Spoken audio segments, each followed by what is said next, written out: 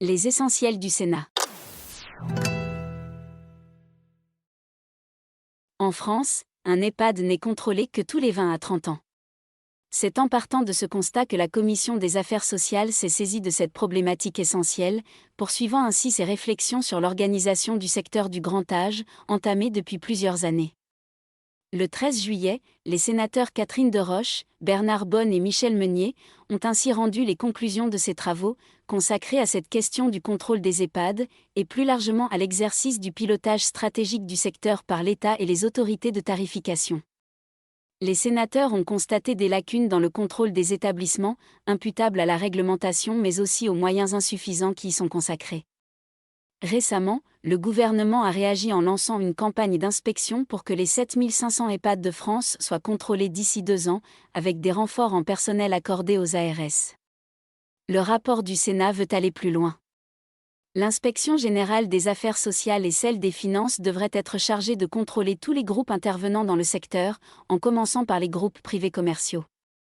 Quant à la campagne de contrôle annoncée par le gouvernement, elle devrait être étendue au siège des groupes privés lucratifs. De plus, une actualisation du système de sanctions, inadapté, paraît nécessaire. Parallèlement, le déploiement d'un pilotage par la qualité est jugé indispensable à une meilleure prise en charge des résidents. Dans cette optique, les sénateurs recommandent la généralisation de la démarche qualité en établissement, encadrée par des indicateurs publics et le regard d'une tierce partie.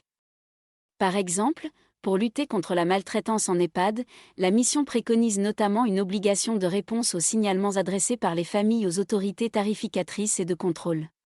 Du fait des perspectives démographiques, il faudrait ouvrir 56 000 places en EHPAD d'ici 2030. La Commission préconise d'engager des mutations profondes pour le secteur.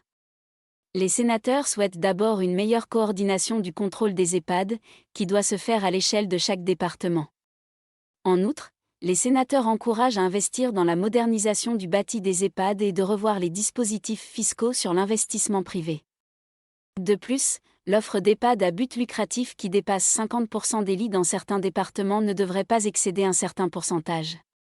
Enfin, au-delà d'une réforme du contrôle et de la gouvernance des EHPAD, et alors que la population de personnes âgées dépendantes pourrait atteindre 4 millions en 2050, la Commission des affaires sociales juge indispensable d'examiner une loi consacrée au grand âge et à l'autonomie. Pour en savoir plus, consultez la synthèse du rapport.